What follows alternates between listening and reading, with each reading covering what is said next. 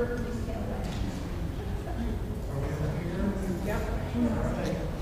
friends, I'm Pastor Will. For those of you who don't know me, I want to welcome you to Central Presbyterian Church. We're so glad that today and so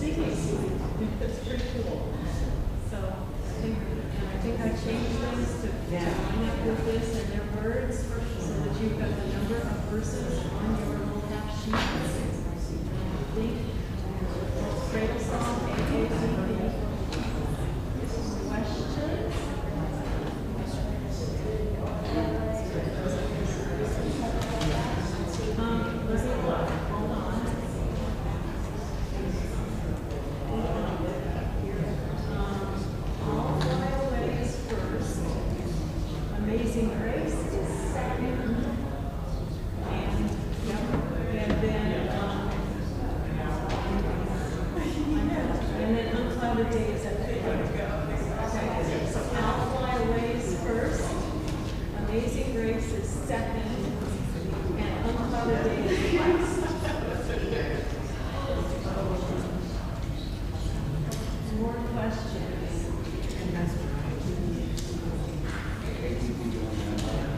On AABB Kratos, unclouded days is first course, but the way we play it is you can't even tell there's first and course. We don't separate. Same with alpha, we never separate.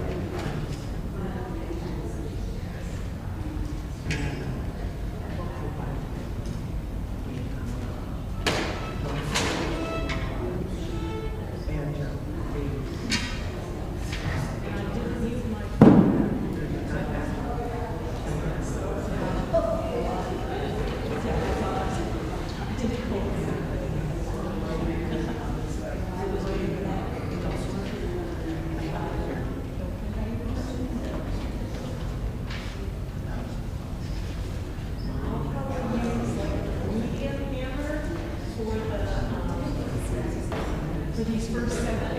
So if we start and we can't hear, I can change to the loud hammer, and then I'll use the loud hammers for the C because they're the same. The medium hammer is somewhat prettier, but if I need to switch right off, I'll start sound. Yes, that's my bed.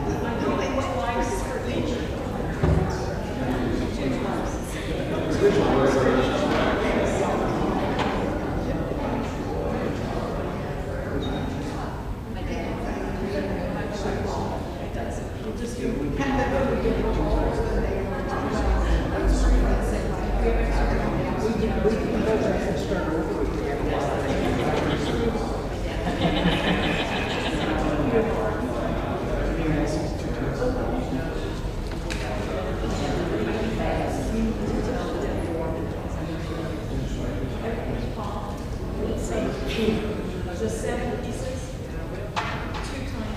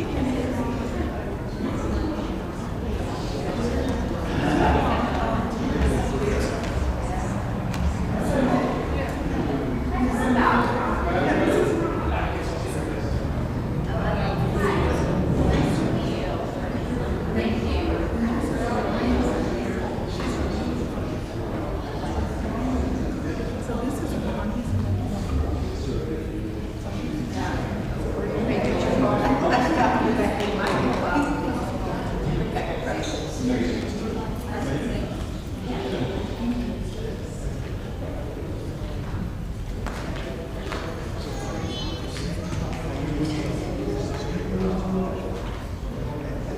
have AC right now.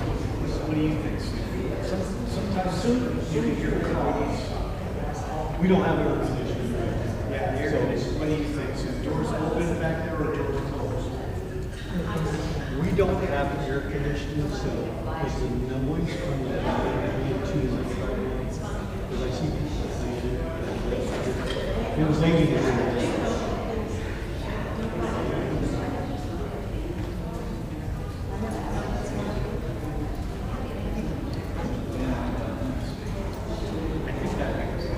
Okay, it's 2:14, so we'll do it Southland, we'll do it to White. Okay? I'll give 3 information. Are we ready?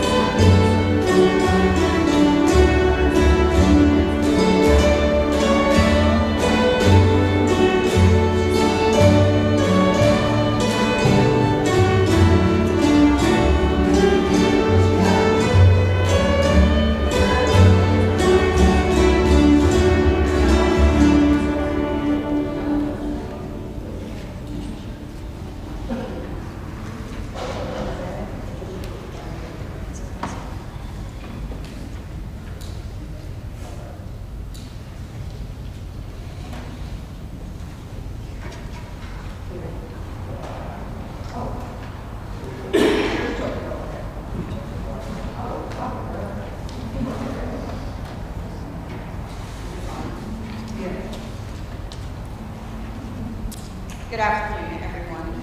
Thank you for being here today. My name is Carrie. I'm the supervisor for IU Health Hospice. It is both an honor and a privilege to welcome you to this remembrance ceremony where we gather today in love and reflection to honor the lives of those that we lost under the care of IU Health Hospice. While our hearts may be heavy, they are also full of love. Today is a time to pause, to remember not only the final chapters of our loved ones' lives, but also the stories, the laughter, the struggle, and the spirit that they shared with us. Each life remembered today touched others in deep and lasting ways. In hospice, we have the sacred opportunity to walk alongside individuals and families through some of life's most tender moments. And while we say goodbye, the bonds that were formed and the memories that we carry remain with us, very much alive. As we share words and music and silence today, I invite you to let your hearts be open. Grief and love often walk hand in hand, and this is a space for both. Thank you again for being here to remember and to honor and to hold space for one another.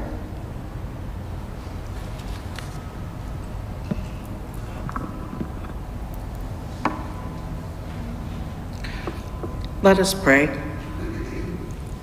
Gracious Spirit, creator of life, carrier of hope, make your presence known among us. Enable us to be brave in our remembering, honest in our sorrow, and open in love and compassion to each other. Help us to seek not so much answers to our questions, but rather the patience to mourn and grieve. Enable us to remember with joy the lives of those we have loved and do love, and send us your peace. Amen.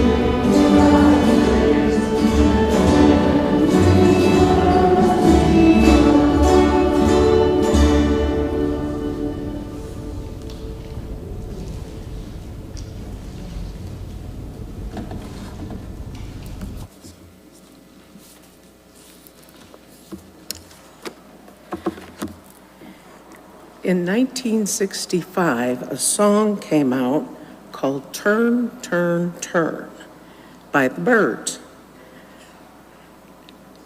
Those verses were taken from these verses in Ecclesiastes, 3rd chapter.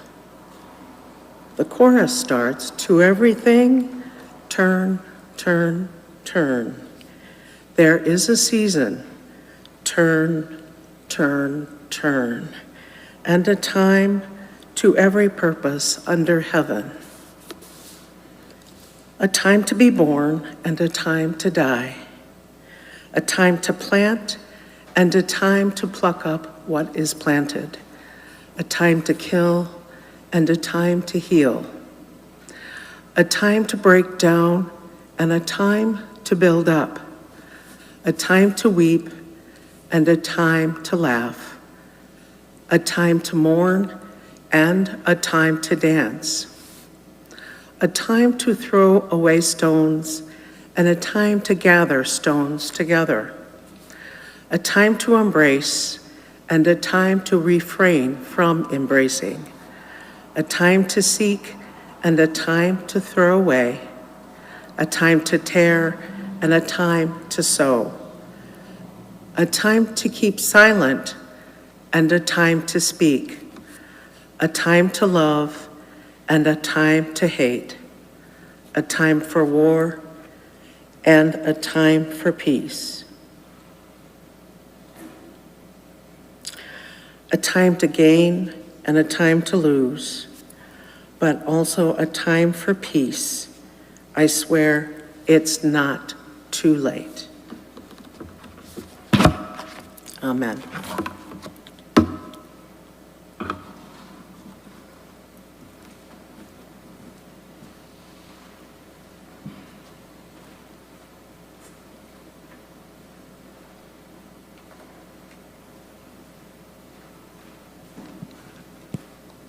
Okay, there will be 3 people that are going to be sharing their journey.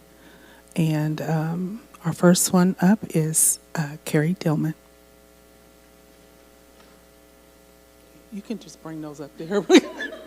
Just bring them up here. We're going to need them. Yeah. Thanks. Thank you, Patricia. 4 years ago, my world changed forever. I lost my son, Brady, at 19 to suicide. And in that moment, time seemed to split in two, the before and the after. And nothing has been the same since. I'm okay. Brady was so much more than the way that his life ended. He was smart, he was stubborn, he was gentle, and he was strong, and he was boisterous, and he was rowdy. He loved old Chevy trucks, and he could talk for hours about the way their engines and what year was the best body style, and he loved dogs, especially his own. And they always seemed to love him right back, even the strays that he brought home. He found peace in the woods, in the early morning stillness of a hunt, and he taught himself to play the guitar, strumming away until his fingers hurt, lost in the music. That was Brady. He was curious, he was self-driven, and he was always chasing the things that brought him just a little bit of joy.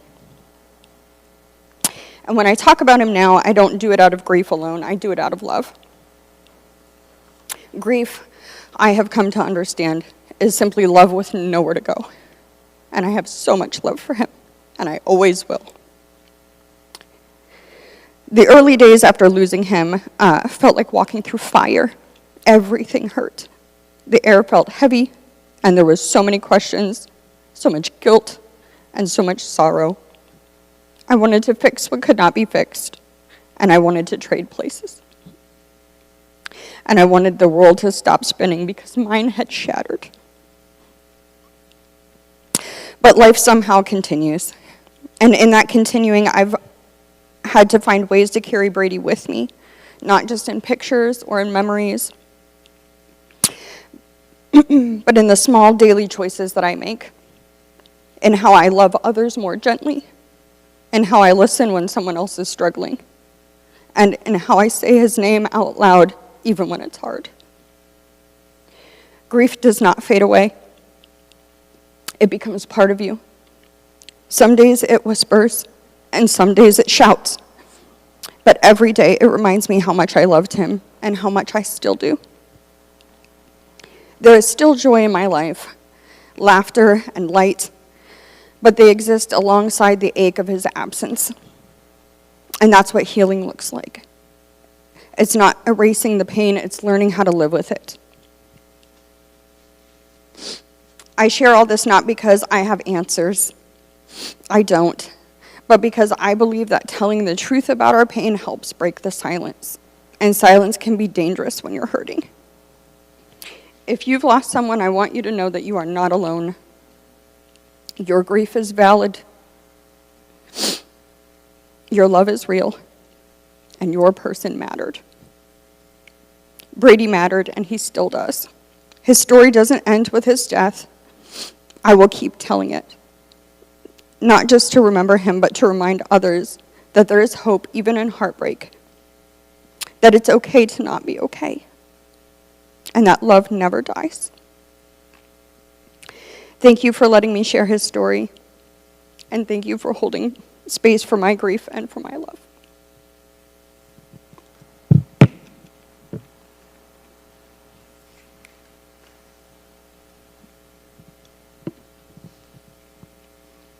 Next, we have Miss Kinsey Freeman. Come on up.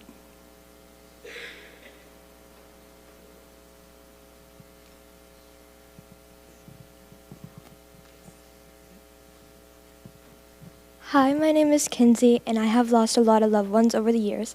I may be only 13, but it still really hits hard, and I think that's what grief is. It hits you really hard at any age you are.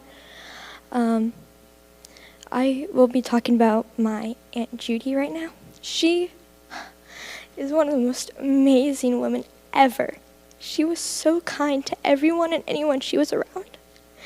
She's always in my heart. I always think about her every single day. The way I smile or laugh, she's always there with me. And I think that's something that you should hold with you. Whenever you lose someone, you should always think about them in ways that make you happy. And that's what I do with my aunt. And also with my aunt, everything that I do, I think about how they would feel if they were here. Because I know that if she were here, she'd be so proud of me. And I know that she is proud of me. She'd be proud of me for being up here and speaking. And she'd also be proud of me finding out that I've accomplished so much with only a few years that she's been gone. When she was gone, I was only 9 years old. And so it's been a few years. But I still think about her every single day. I still think about all the pictures, all the memories. One of my favorites is, I can remember I can't remember, but people can remember for me. I was really, really little, and I was, I don't know, like 4 maybe, and she had given me my first ever lollipop, and apparently I was so excited, and I was just running around everywhere, and she was the one who gave it to me, and that, just hearing about it makes me really happy. She also was the one who would take me out to parks, and she was awesome. She's the one who got me to try so many different things. She also taught me how to be kind. She taught me how to be grateful for everyone around me, and that it's amazing what an impact she did for me and my family. She impacted my mother greatly, impacted my mom greatly. She impacted my whole family greatly. And that is something I will always love for her, because she was able to bring that around to everyone. And yes, that's all I would like to share.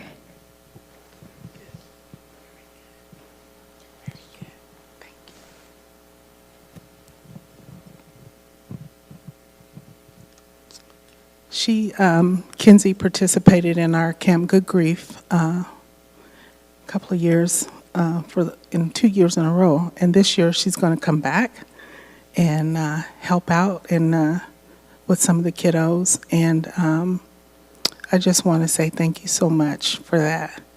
And we do have Camp Good Grief, just a little commercial. Camp Good Grief is coming up August.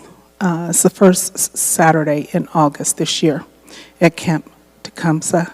So for all those that are watching us on social media and Facebook as well, we have that coming up. So if you have some kiddos from ages 6 to 18, I believe, please give us a call, and we can put you on the list to have your kids come and spend the day with us.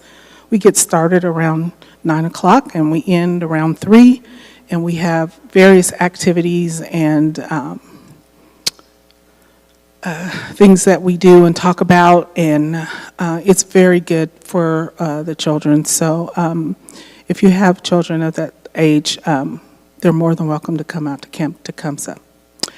Okay, our last speaker is Mr. Bud Strotz, and he's going to come and share as well.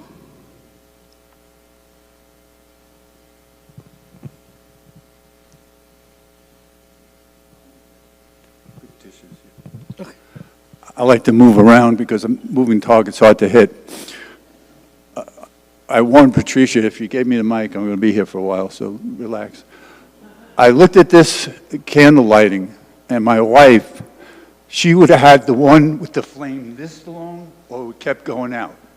That was just her. She always, we were on our honeymoon, and we went out to a restaurant, and we got there, and she got to the door first, and she says, "The restaurant's closed." The restaurant's closed. So I turned around and left, came back, and got in the car and driving away. He said, "That restaurant can't be closed." So I went back, parked the car, got out, and pulled the door this time. That was my wife. She would do crazy things like that. But I'm from New York, so I hope you guys understand my accent. Okay. One of the things that came to mind, I saw, there are two things that'll change you, and you'll never be the same, and that's love and grief. One morning, I was laying in bed getting up, and I realized that I was half the person that I used to be. My other half had passed. I hate to use the word, "Oh, I lost my wife." It sounds like you went to like Sam's Club and she went to look for chicken and you lost her. No, she passed. There's so many things.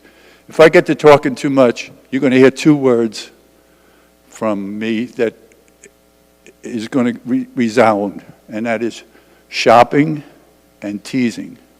My wife did the shopping, I did the teasing. Just a little thing to this. We had moved out to Bloomington. My son was a pastor there. And we moved out, and we weren't used to tornadoes at all. We had one tornado, I think, in all the time I lived in New York, and I was 56 when I left. And all of a sudden we're there, and we get a tornado warning. Oh, my wife was like, "What do I do? What do I do?" So she goes into the bathroom with my daughter and the two dogs, and it's a small bathroom. This table probably wouldn't even fit in it. And I said, "I can't do that. I'll just stay out here and I'll look around and everything." Finally, the tornado passed, and I said, she's not going to take this well. She's just going to be upset. So I went into the kitchen, and I took some aluminum foil and made a hat. Walked to the door, and I opened the door and said, "It's okay." And she started laughing, and that broke this, her tension. She battled cancer for 15 years. And I mean, she battled it. But that's not what killed her. That's not what she died from. She died from the flu. And her cancer, she had just passed another procedure, and her numbers were falling like they never fell before. She was down, like she was always around, say, 7, 8, 9 in her numbers. The last one she got was 2, and she got the flu and got pneumonia and passed. But she was just a sweetheart of a lady.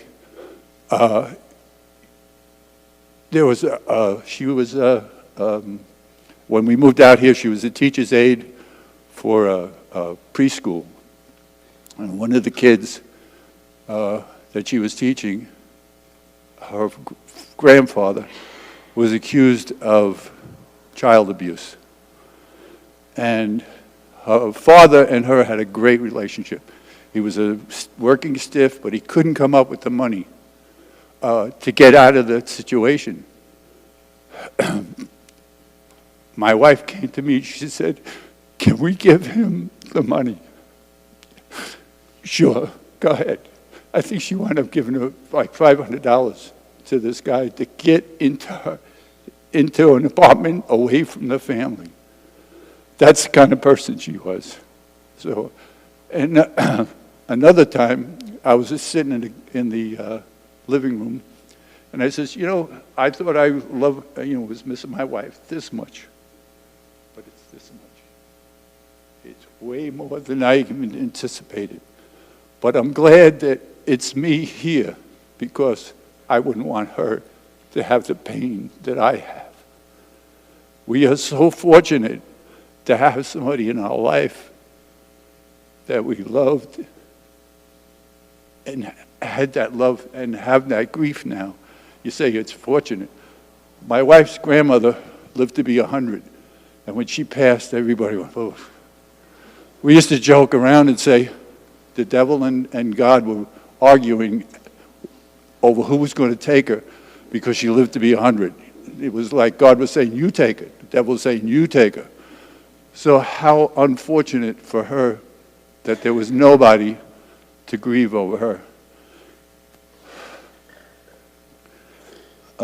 Just another quick story about her. She was very, very, she could see things. We'd be driving along and she'd go, oh, those people, they painted their living room, put up new curtains. Oh, very observant. She was a teacher's aide in New York, and New York, Long Island, away from the city. And one day she saw this girl and she says, there's something wrong here. There's something with this girl. She walked up to the girl and said, what do you got in your pocket? Nothing. What do you got in your pocket? Nothing. What do you got in your pocket? She pulled out a screwdriver. Okay. She took the screwdriver. The girl didn't go 10 more feet, and she attacked one of the other girls in the school. And if it wasn't for my wife grabbing the screwdriver, this girl would have been stabbed by the screwdriver. And another time, very observant, she turns around, she goes up to a kid, what do you got in your pocket? Nothing. What do you got in your pocket? Nothing. What do you got in your pocket? Opens up his hand, he's got bullets. She goes down to the principal's office, and principal goes, oh, what do you got today? Bullets. She just about passed out. But one of the things that I had a problem with was remembering. I thought I was going to lose those memories. But I was too involved in insurances and paying the bills and making sure the doctors got paid and the funeral arrangements. And about 6 months or so, I think after we started with Patricia, I was going home one day, and from Patricia's counseling, and all of a sudden a flood of memories came back. And one of the memories was she would shop. She loved to shop. That was her thing. She used to like to go on, like Sunday morning, she'd get dressed, and she said, you see this blouse? I got this blouse at Goodwill. I paid $5 for it. It had brand new tags. It said such and such, and she would just tell me all about this blouse that she got for $5. The same with the pants. I bought these at Kohl's. They were on sale. I had Kohl's money. And that was her thing. So when the kids moved or got into college and we were by ourselves, she had to go shopping. So who goes with her? Ooh, all these years I didn't have to go. She drags me along.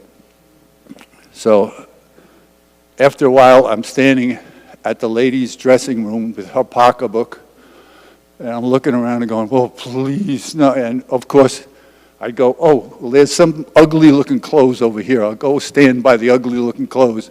And there was always two ladies that walked in and say, oh, aren't these dresses beautiful? And we got to buy them. And I'm standing with the pocketbook, oh, please. So I said to her, listen, from now on, I'm going to be outside. There's a bench there, right there. I'll wait for you. Okay, that started. That brought in another memory. My wife was just pregnant with my daughter, probably about 8 months along. And of course, she was like stir crazy. Let me get out of the house. Let's go shopping. Okay. One thing my daughter would do every once in a while, she would flip around in the belly and she would hit a nerve and she would lose her legs. So we're walking out of the store and she would hold on to my arm like with both hands. And sure enough, the baby moves. She goes down and I look up and there's a guy sitting on a bench that I would become years later. And his jaw hit the floor, turned pink, purple, and green. He figured he was having the baby right there. But again, I miss her, but I'm glad that I met her. We met in high school. We were high school sweethearts. I needed a date for the prom, is basically what happened. And I'd known her. I used to cheat her for her homework. We had the same English teacher. So I'd grab my locker was outside her homeroom. And I used to copy the homework. But I'm so glad she was in my life. And there'll never be another person like her, ever. And that's it, Pat. You didn't give me this yet. I could go on if you need to. Someday, if I have the time, I'll tell you the time I bought a lawnmower for her for Mother's Day. It's a long story. Thank you. Thank you, Bud.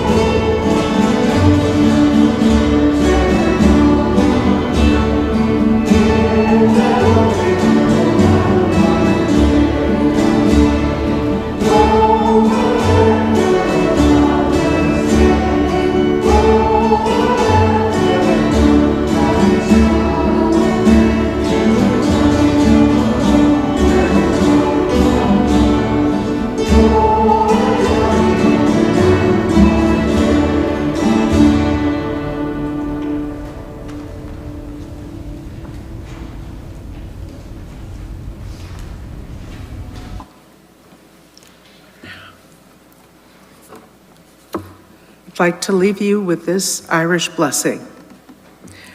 May the road rise to meet you. May the sun shine softly in your face.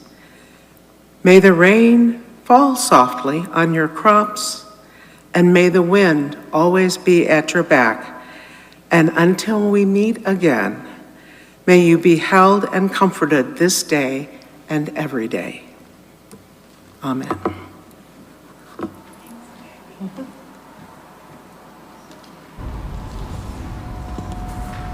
Okay. I just wanted to say a couple of thank yous before we leave. One, I wanted to thank you all. Thank you for being here. Thank you for allowing us to be on this journey with you and your loved ones. And we hope that you all have found some peace during this remembrance service. Thank you to all the speakers today, Carrie, Kenzie, and Bud. I know it was not easy to get up here and share, but sharing your grief story and journey brings you healing, and it releases some of the pain, and sharing gives others hope. So I thank you again. You guys are amazing. I also would like to express my deepest gratitude to Will, with one L, Ranowski, the pastor of this church, Central Presbyterian Church, and to Kelly Bowl, who is also a member of this church, and my friend, and an ex-coworker, but I won't hold that against you. But seriously, this would not have happened without you. This was an amazing hookup. If you ever need anything, just call Kelly. That's the truth. To you both, you and Kelly and Will, thank you for your gentleness and your kindness. And thank you for meeting with me when it was cold and snow was still on the ground. Remember that? I remember that, trying to get across the street here. Yeah, that was fun. But thank you so much. I really appreciate it. And this is just the beginning of beginnings. And so I know we have some things planned with you guys, and we'll work on that as that comes, okay? But thank you so much. And thank you for the members of Central Presbyterian Church, and the special angels who prepared our refreshments today, and the coffee guy. Where'd he go? Half and half is the way to go. Okay, thank you for your coffee, and thank you for the media team, and thank you for all the hard work and service. And again, thank you. This would not have been possible without your help. And to Sue Young, she is also a IU Hospice volunteer, but to Sue and the Dulcimer Gathering, thank you so much. You guys play beautiful music and you work well together, and thank you for being here. Thank you for taking the time out to be here and letting us be a part of your day as well. So thank you very much.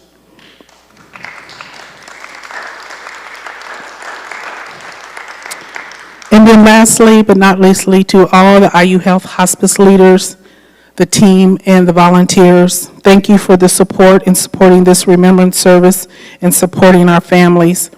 And we haven't, I think Carrie Mae said it earlier, but we haven't done this in a while, so this is the first one to kick off back from that.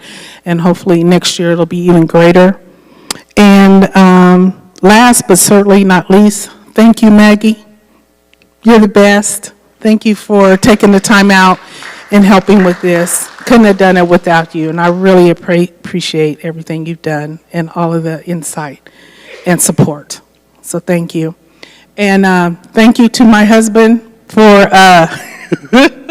thank you to my husband who came out here with me today. He had a long day today. He's also a musician, and he is the music director at his church, our church in Kokomo. And so he has had us a long day today. So thanks, babe. Okay, and I guess that's it. That's all I have. Not quite, because I know you're not going to thank yourself. But today would not have happened at all without my friend, Patricia.